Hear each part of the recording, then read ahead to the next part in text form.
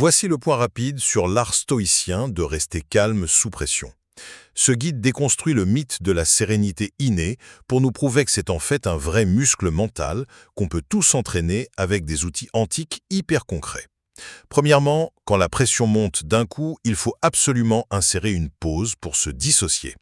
Vous savez, face au stress, on a cet espace minuscule entre l'événement et notre réaction. Eh bien, prenez juste 3 petites secondes de silence. Ensuite, nommez l'émotion sans l'incarner.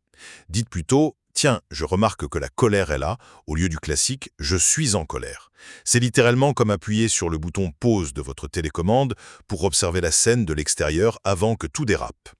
Deuxièmement, on doit recentrer notre énergie et relativiser. Ramenez vraiment votre esprit uniquement sur ce qui dépend de vous, là, tout de suite, comme votre propre attitude. Pour faire retomber la pression, utilisez le fameux « regard de l'aigle » de l'empereur et philosophe romain Marc Aurèle. Prenez de la hauteur, posez-vous cette question, est-ce que ce problème aura encore la moindre importance dans 10 ans? Troisièmement, le plus grand secret, c'est de s'entraîner en temps de paix. Et oui, le calme se prépare au quotidien quand tout va bien, parce que soyons honnêtes, on ne construit pas une forteresse en pleine tempête. C'est exactement comme charger la batterie de son téléphone chez soi pour être sûr de ne pas tomber en panne au milieu de nulle part.